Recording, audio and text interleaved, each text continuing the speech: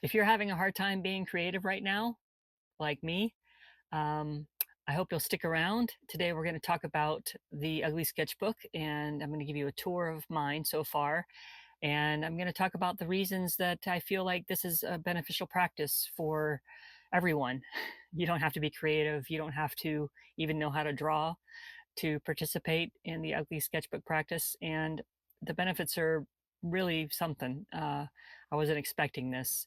So, without further delay, let's take a tour.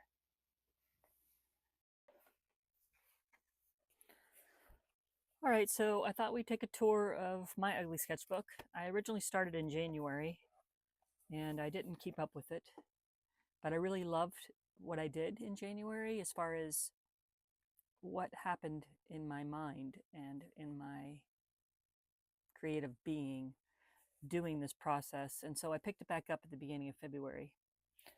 And so we'll do a short tour of my sketchbook and we'll talk about some of the reasons why I think this practice is beneficial for everyone. Grab my tea over here. Hello, Mr. Winter. Okay, so the first reason I think everyone should get into doing an ugly sketchbook is because you can break free from your perfectionism in art.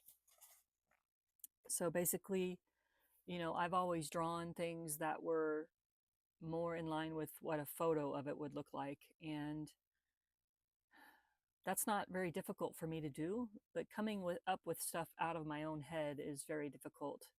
And if you add on top of that a bunch of horrible things happening in the country, uh, that just affects my mental state a lot. So this practice is really helping me get out of my own head with all of that and kind of stay more into the creator mode instead of consuming all the news and everything.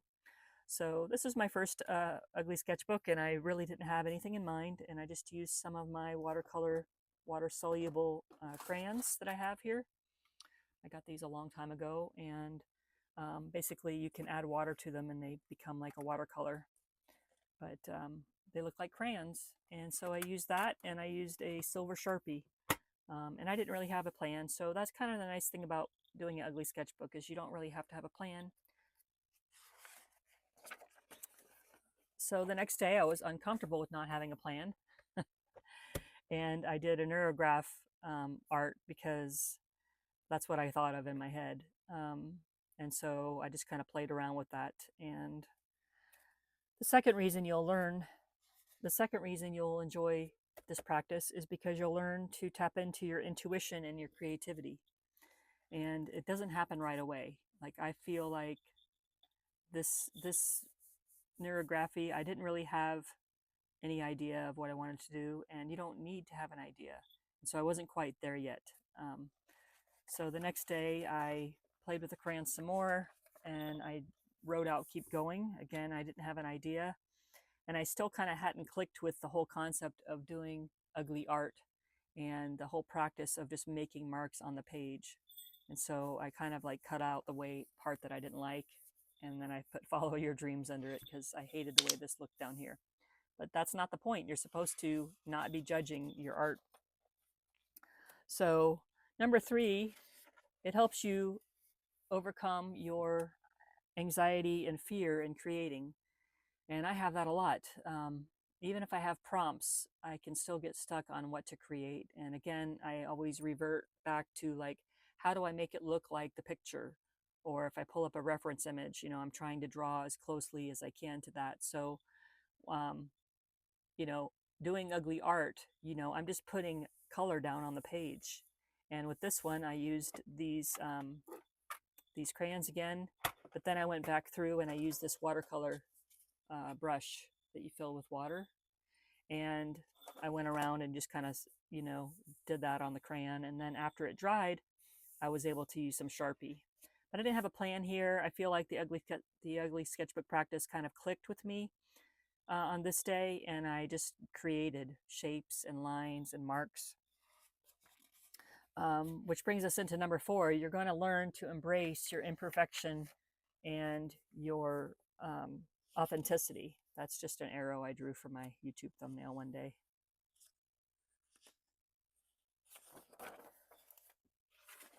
So I did another neurographic art. I did it less perfect, and I just kind of added some color. Um, it's going to depend every day. Like, you're going to realize you're going to be drawing different things every day. Um, they're not going to be the same. It's not going to be the style that you always drew. I kind of got away from the practice, and when I started back up, I did this little color pencil geometric layery type thing. Um, so, you know, I didn't put any timeline on myself, and I just started to draw and shaded, and just the meditative act of making marks on the page and just kind of like losing myself to the process and not really having any kind of plan. I limited myself to the two colors, purple and orange, just to kind of like open up the freedom to not have to sit there and choose colors. So then when February came along, I started a new plan to just kind of try to do an ugly sketchbook entry every day. And this one was super fun. I ended up using these again. I just am loving the texture and the feel of these. And then I just began making marks. And it was the first time in the process where I felt really, really free. Um, you know, I felt that imperfectionism going away. I felt my anxiety going away, and I was just in the mode of playing and having fun, kind of like when you're a kid and you don't judge yourself anymore because or you don't judge yourself at that time because you don't know. No one said, "Oh, that's ugly," so you're just having fun, and that's how it kind of feels.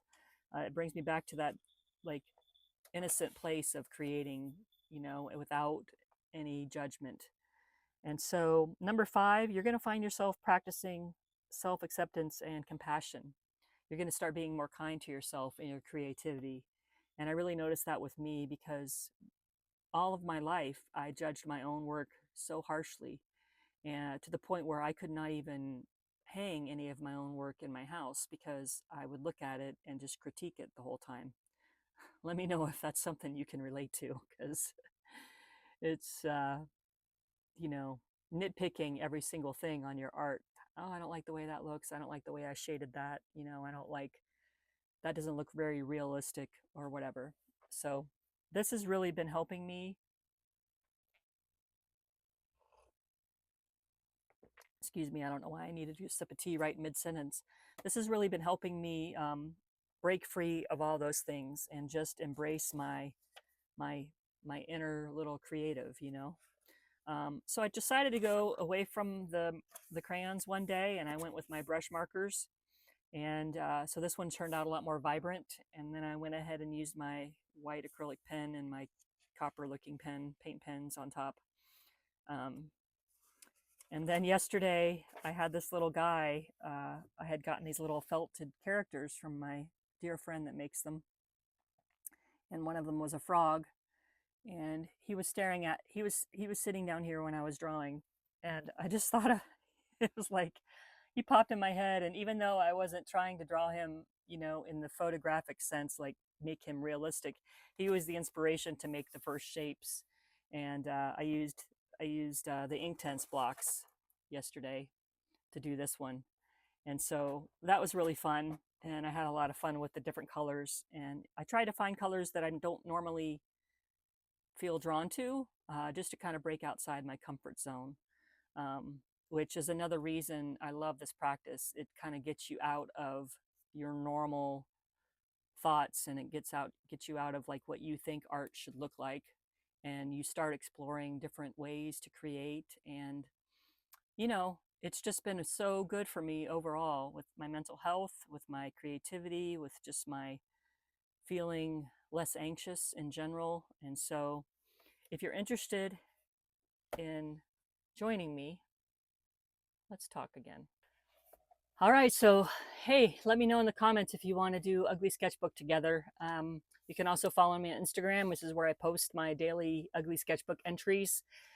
We can do it together. We can tag each other. We can help each other just, be more creative and be less critical of ourselves, and just try to help our mental health during this time. really know what else to say about that. But I'm going to be real. I'm just frustrated, and maybe some of you are too, with how things are going. And my heart for humanity and human rights it affects me, and it affects a lot more other people a lot more severely. And even though um, I might not be directly affected by things right now, um, my heart hurts. And so diving into my creativity is really all I can do right now. And I'm just keeping it real. You know, um, we got to stick together, be kind to each other. All right, y'all. Well, thanks so much for joining. Let me know in the comments if you're going to do the practice, and we'll see you on the next video. Cheers.